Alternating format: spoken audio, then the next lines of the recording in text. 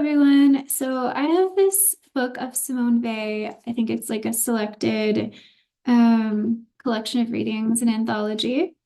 But this week, my students in Intro to Philosophy are discussing some of her readings. So we have some selections from Gravity and Grace, and then also The Need for Roots.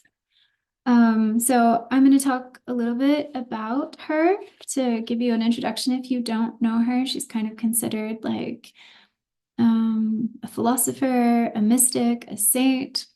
And then I'd like to do a reading of some of the sections, maybe even just one of her work. I don't think that she is super easy to understand. I need to do a lot more reading myself in her. I just wanted to explore her. And I remember um, it's been quite a while, but I don't know, several years back before the pandemic.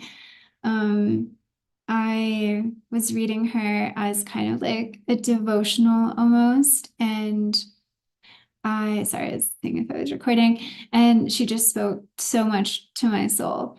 And I don't think I remember being confused by her then, but now reading her, I'm like, this maybe I need to do a lot more reading. So, anyway, I'm gonna be looking at my notes. So her years are 1909 to 1943. She died at the age of 34, but she did so much in her life. She really was fearless, had so much courage, and just kind of threw herself in various situations that were risky and dangerous because had she really valued social justice and solidarity with the oppressed and the marginalized. So she grew up in a secular, progressive Jewish family. I can't remember uh, details about her parents, and I didn't really write it down. I'm thinking that maybe her father died at a young age, but don't quote me on that. I don't know why I really think that. But she studied philosophy formally and also taught it briefly in universities. So when she was very young in 1928, she started her studies in general philosophy and logic. I was looking at this, if this is the age or the year, it's the year. And she actually placed first among women in the exams for teaching philosophy. She went to the same school, I think, as Jean-Paul Sartre and Simone de Beauvoir. So in 1931 is when she placed, and she placed sixth overall. Whereas in 1929, Sartre placed first overall and de Beauvoir second overall, but first also like Faye among women. So it's interesting to know that they were kind of in the same cohort and like knew about each other. They just took different paths. So in the early 1930s, as I said, she taught in universities. I don't know exactly what she taught, but I'm assuming philosophy since that's what she took her exams in. In 1932, so a year before Hitler's like rise to power, she visited Germany to like help the Marxists, to be with them. I need to look more like what exactly she did, but I thought that was just like the connection was interesting. And so she was 24 in 1933 when Hitler's came to his rise in power. She did help communists escape from Germany during that time, which I think is, one of her courageous kind of acts. In 1934, she wanted to understand and experience what life was for poor female factory workers. So she joined a factory to work there. And she commented on the increased speeds of working, the poor working conditions, and the fatigue. And she said it was soul crushing. It was, oppression, and it was slavery. So she went to Portugal. I don't know exactly why she went there, honestly, but she encountered Christianity and she had negative views. She eventually converted to Christianity. But at this point, she had negative views of it. She says it was a religion of the slaves.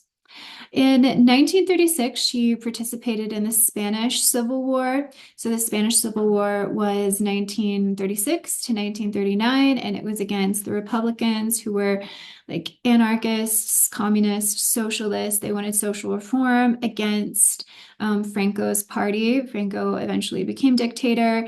They were called the Nationalists, and they basically had support from Nazi Germany and fascist Italy at the time. She she considered herself a pacifist, but since her values aligned with, fighting with the Republicans, she wanted to take up arms and like she wanted to be like, I think, on the front lines. And her peers did not necessarily want her to join in. I don't know if this is because she was young and she was a woman, etc. So I am interested in knowing like her struggle in that period, but I admire her for being so courageous again and throwing herself into this very risky situation. She did have an accident at that time, and then so she had to leave and go to Italy to try to recover. And it was at that time that she encountered, I think, like maybe she was at a monastery or at a like convalescent house that was connected to it. And she said that she fell in love with Gregorian chants and found them very healing. And so, sort of had this mystical encounter with Christ and converted to Christianity. And so this is interesting, especially because when you think about her cohort, like the other French philosophers, engaging in existentialism that was not theistic, she is kind of continually setting herself apart. She was very interested in truth and wisdom wherever it might come, though. So she studied Sanskrit so she could read the Bhagavad Gita, which I think is just so interesting. She said that attention is the subject of prayer. She has really interesting kind of idea of thinking as a kind of attention, which is also a kind of love. It's an attention on the particular. It incorporates listening, and it's kind of Heideggerian in a sense to me, where Heidegger always says that with art and with anything really in the world, we have to allow it to presence. We have to allow it to disclose what it will instead of trying to force something or manipulate it or exploit it, etc. Because that is the only time we'll know the truth. And it sounds like they is kind of along this line of not coming into an encounter with anyone or maybe anything, especially God, with preconceived knowledge, but being sort of open to what unfolds. And I think it's really beautiful that thinking is a kind of attention because a lot of times I think the kind of thinking that we can do, I guess, that humanity has always been able to do, but especially in the modern age, can result in a lot of suffering because we're kind of like ruminating in our heads and maybe imagining conflict that isn't even there or the worst outcomes, or we're struggling to even solve a problem that we can't. We feel like we're fighting against a wall. And so I see a lot of like I guess like almost, maybe not a lot, but I almost see a connection maybe to Taoism and the idea of Wu Wei, effortless action. Maybe it could be applied to like effortless thinking in a sense, like taking a more yin energy, more receptive energy, allowing what wants to unfold naturally and organically from source to do that. And I think that's a really compassionate way to relate to each other and others as well. To allow for change, even when we know somebody, allow for change and the evolution of the dynamic that you are experiencing with them, especially if it is one of conflict. Um, I think that that can be a really great addition to our approach to each other and in relationships. So when France occupied Germany, wait, no, scratch that. When France became occupied, did I say that? When France became occupied by Germany, I don't know. She became a nurse. She went to the UK and became a nurse, and that's where she passed away because she was, and again, being a nurse during this time is very courageous and admirable.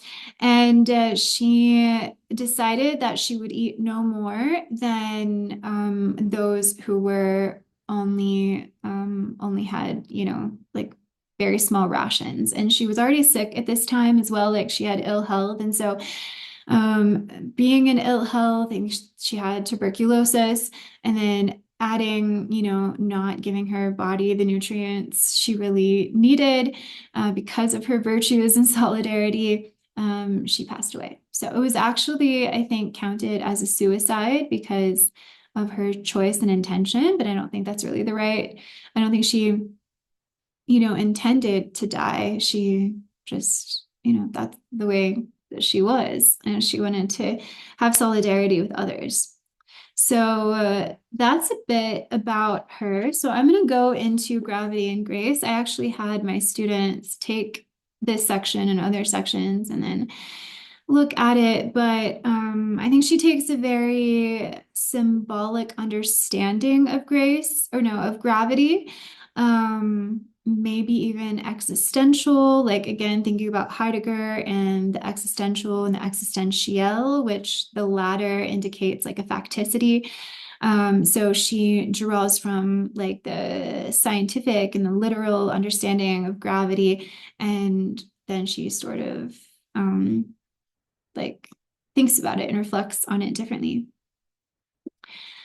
So she says, all of the natural movements of the soul, so it's a natural movement, sorry, of the soul, are controlled by laws analogous to those of physical gravity.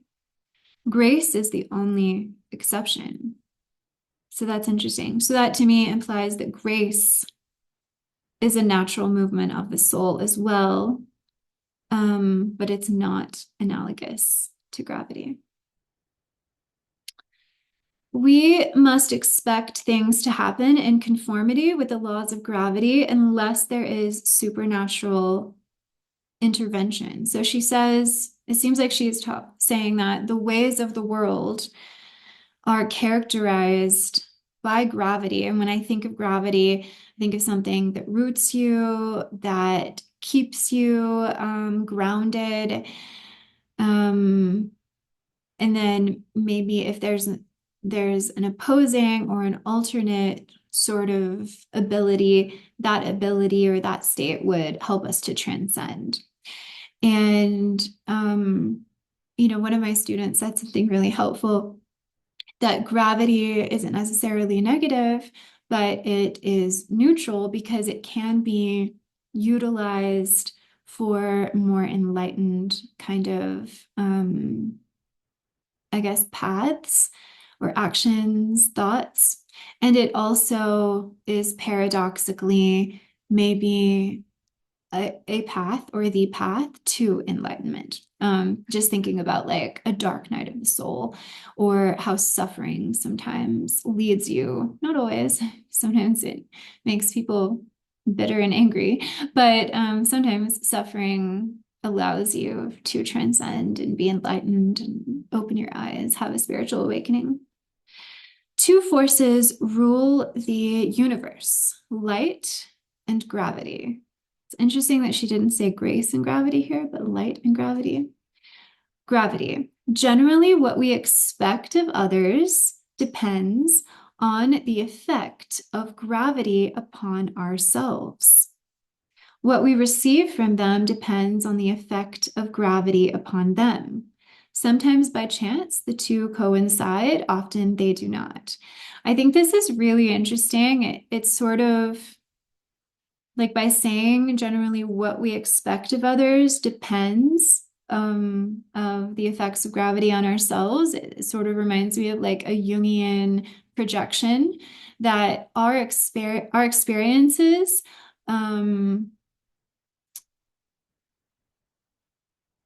sort of color our and our experiences and our perception of those experiences, how we worked through them, if we reflected or not, can color the way that we look at the world. You know, maybe if we grew up always sort of being ignored by a parent or um, even like used by the parent to meet their needs and just we feel abandoned, then we might expect grow up and be fearful of like other people abandoning us.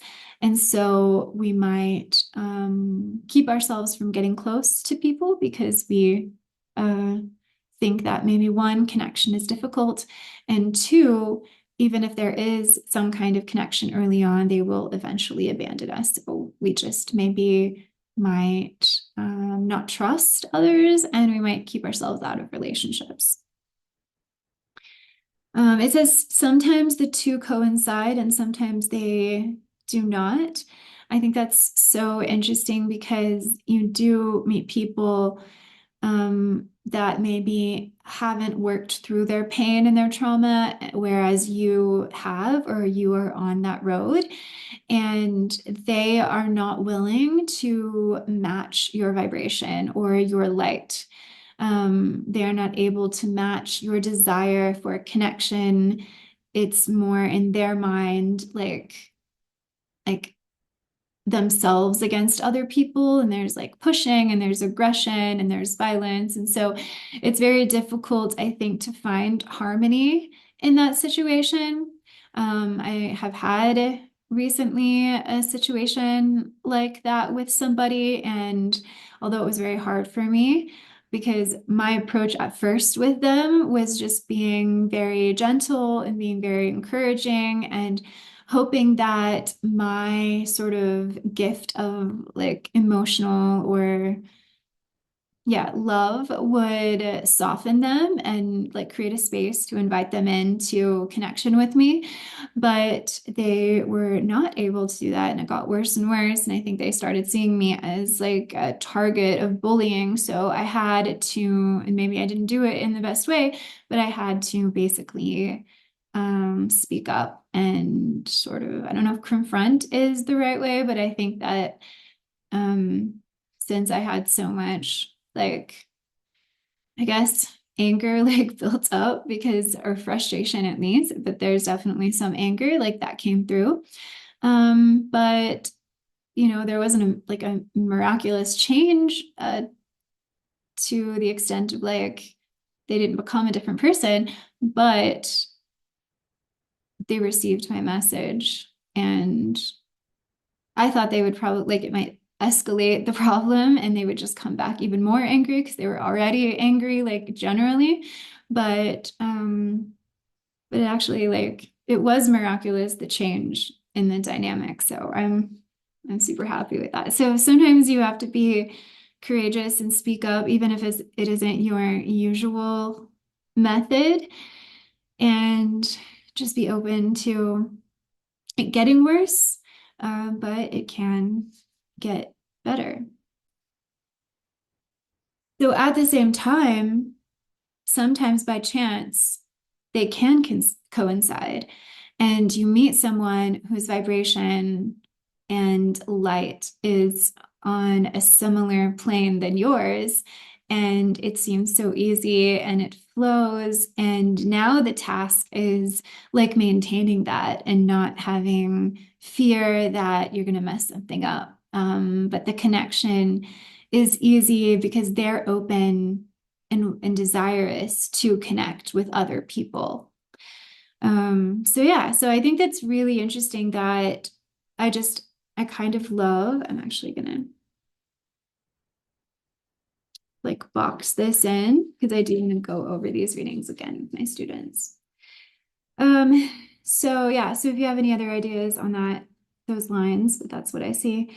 What is the reason that as soon as one human being shows he needs another, no matter whether his need be slight or great, the latter draws back from him?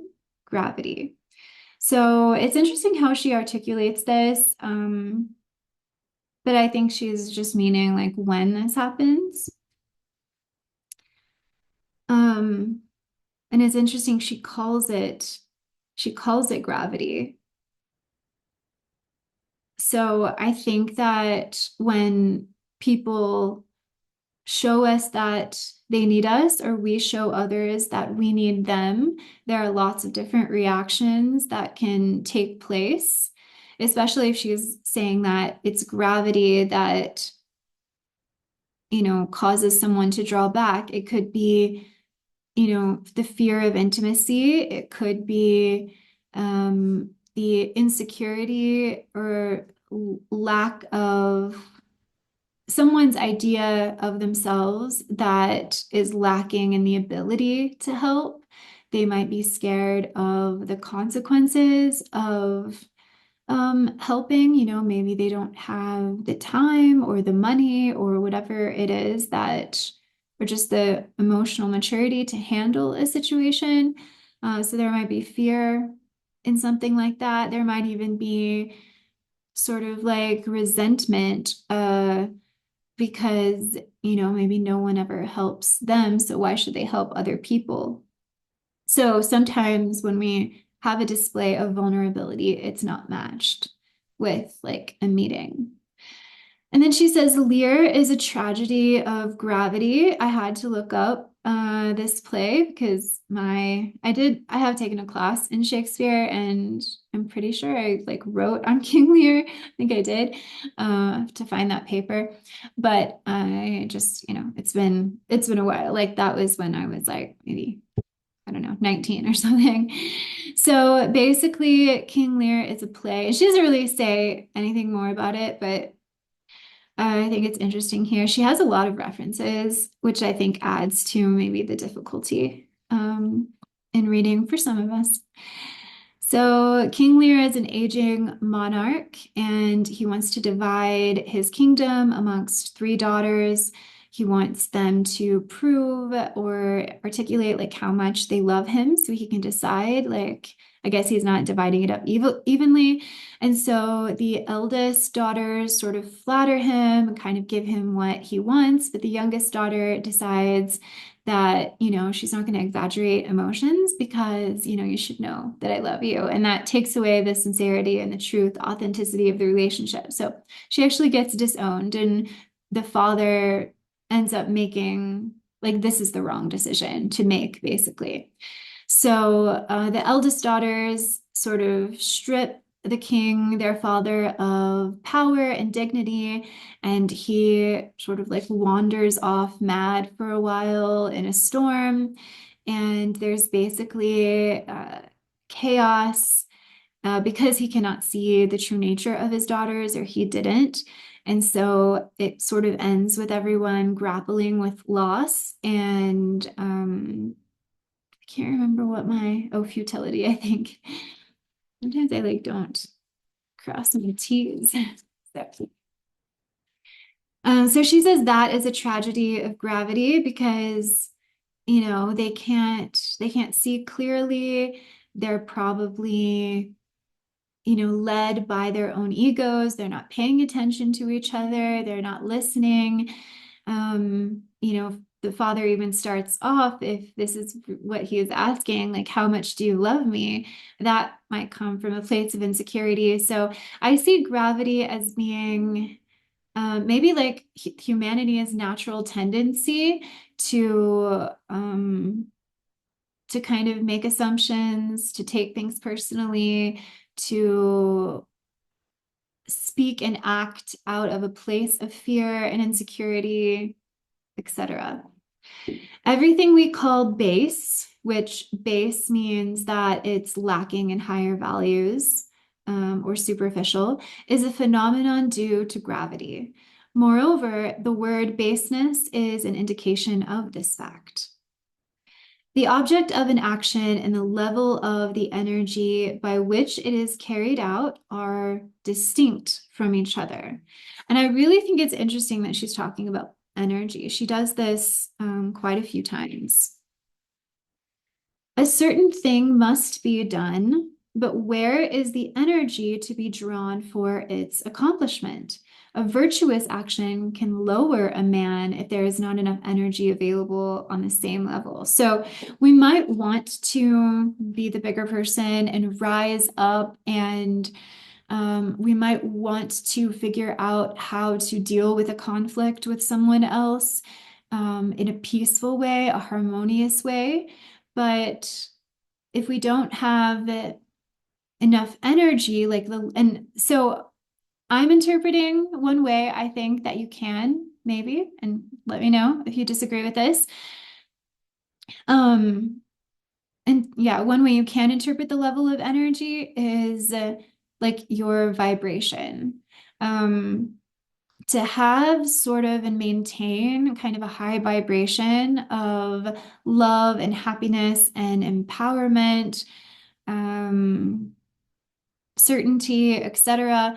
I feel like you really have to do the inner work to get yourself there, gratitude, appreciation.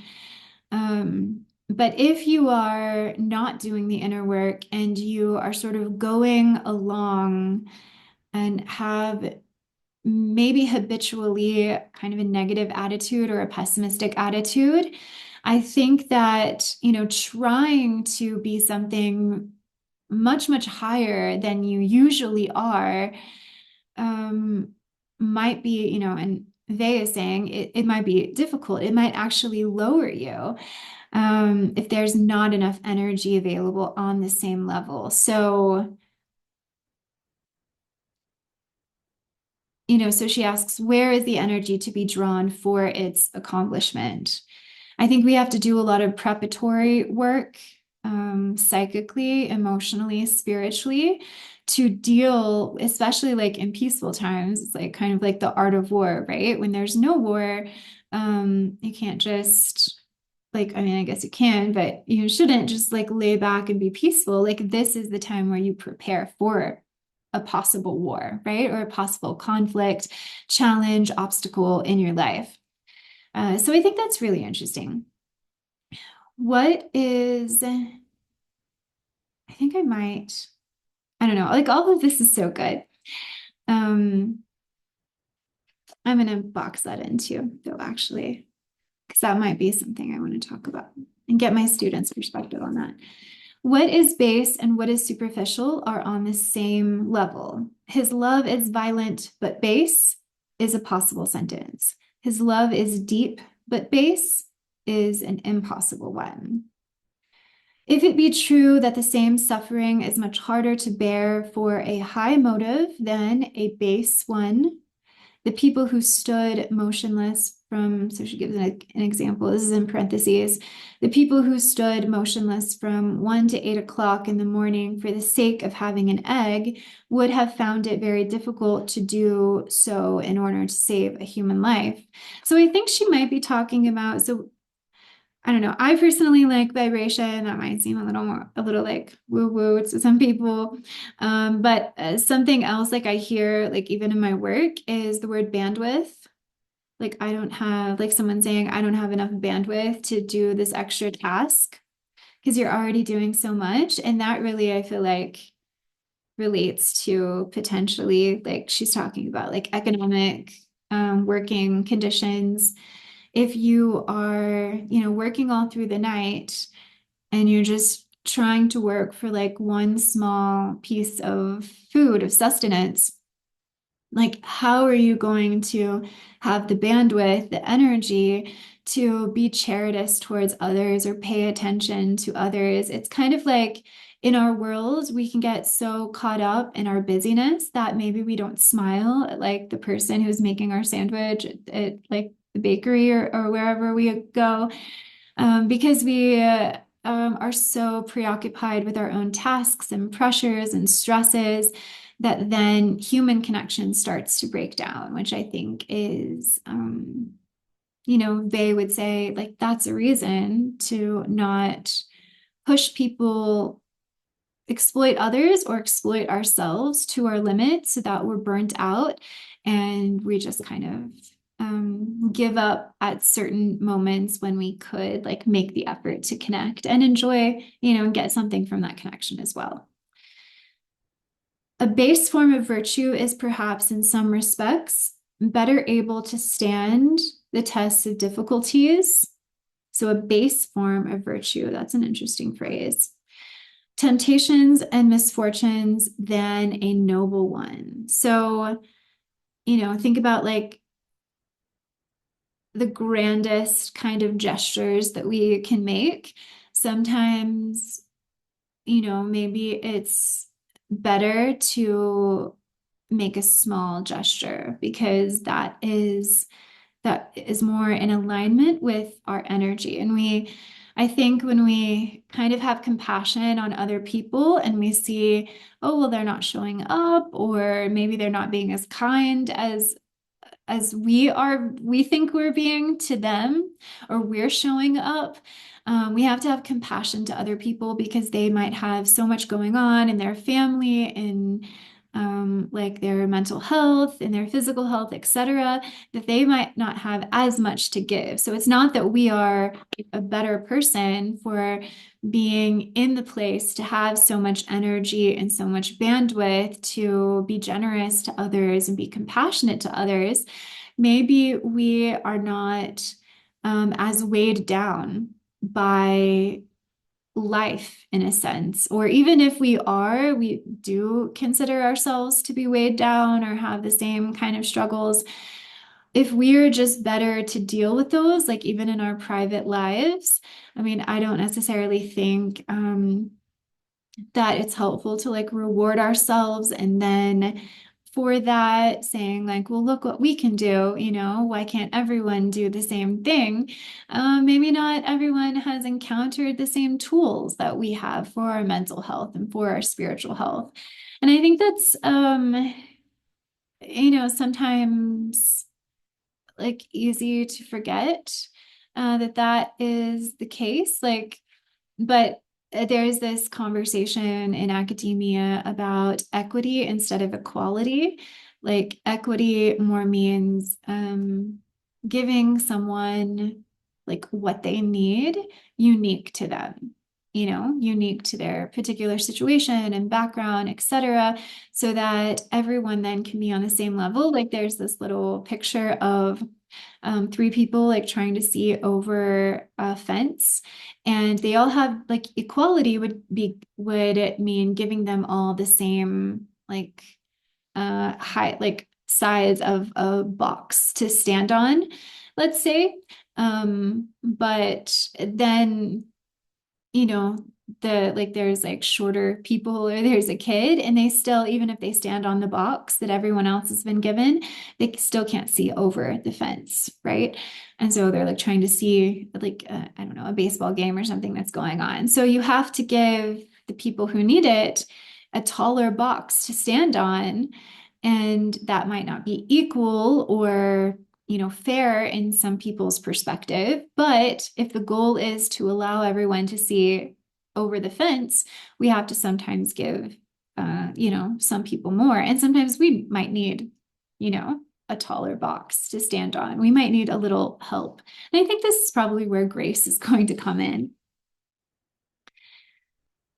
So Napoleon's soldiers, hence, Napoleon's soldiers, hence the use of cruelty in order to sustain or raise the morale of soldiers, something not to be forgotten in connection with moral weakness. So I think it's really interesting that she's trying to see, she's aware of situational circumstances in the collective and even in the individual. This is a particular example of the law which generally puts force on the side of baseness. Gravity is, as it were, a symbol of it. So, it is said that someone weak in power has to use force to try to control the situation to make it better, perhaps. But a power that has strength doesn't have to use force. They can use gentler means and get an even better result. Queuing for food. The same action is easier if the motive is base than if it is noble. Base motives have in them more energy than noble ones. The problem is, in what way can the energy belonging to the base motives be transferred to the noble ones? So I think there's two ways that she's talking about energy. She says base motives have in them more energy. I think that earlier she said that noble acts or motives. Let me see. Okay, so yeah, so virtuous actions, we'll just use her language. Virtuous actions require more energy or more bandwidth, but base actions actually give you more energy, like a quicker energy. And like, just think about if you are in a situation where you feel like you're hurt or you're insulted or something, there was an injustice. If you react in anger, that's a base sort of response. But potentially, like by getting revenge or by hurting someone else, and she'll actually talk about this, she's about to talk about this. The reason that we do it is because it potentially makes us feel better. It like releases the energy that's stressing us out. So it's providing a lot to us. Whereas a more virtuous response to that might take a lot more energy, and it might take a longer time for us to get any sort of positive feedback or response. It might not work. So we're both expending a lot of energy, and then we're not really getting much back in return, potentially.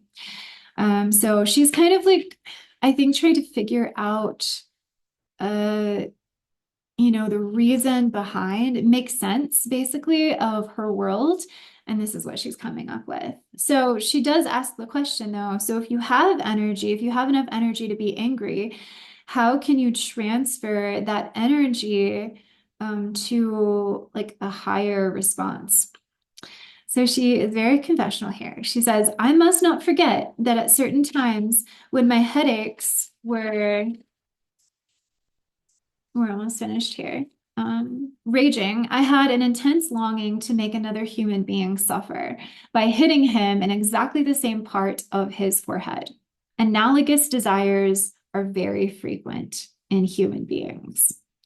When in this state, I have several times succumbed to the temptation, at least, to say words which cause pain. Obedience to the force of gravity. I think that's such a, I'm going to box that in. That's such an interesting phrase. The greatest sin. Thus, we corrupt the function of language, which is to express the relationship between things. Attitude of supplication. I must necessarily turn to something other than myself, since it is a question of being delivered from myself.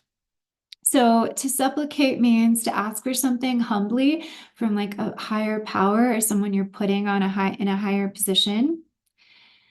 She says, any attempt to gain this deliverance by means of my own energy would be like the efforts of a cow which pulls at its hobble and so falls onto its knees. In making it, one liberates a certain amount of energy in oneself by a violence which serves to degrade more energy. Compensation, as in thermodynamics, a vicious circle from which one can only be delivered, from which one can be delivered only from on high. So she makes this sort of statement that, like, I think she's saying that supplication is problematic here because you are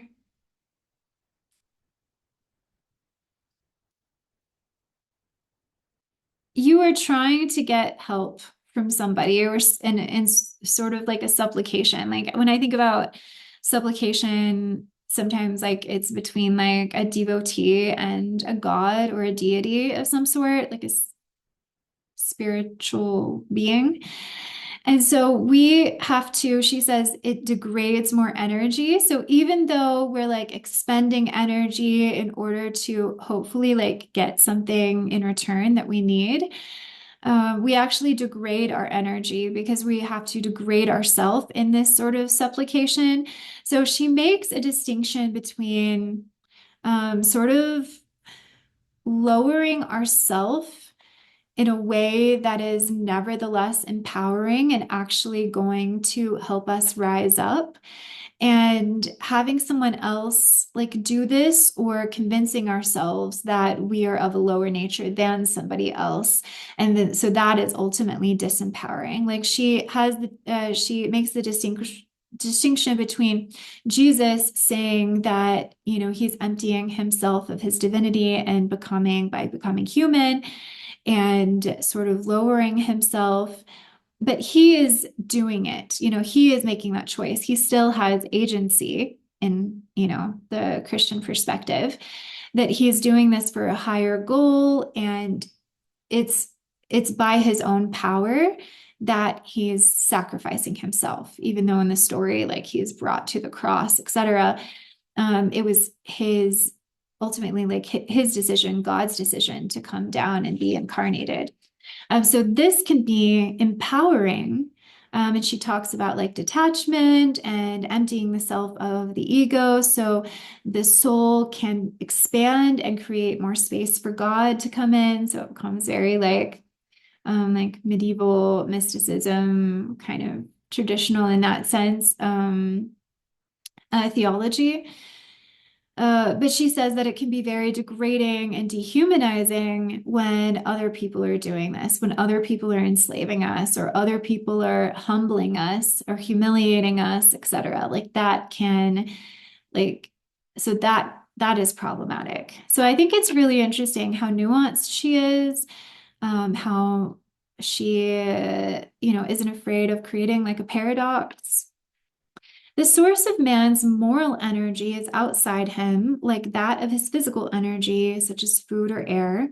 He generally finds it, and that is why he has the illusion as on the physical plane, that his being carries the principle of its preservation within itself.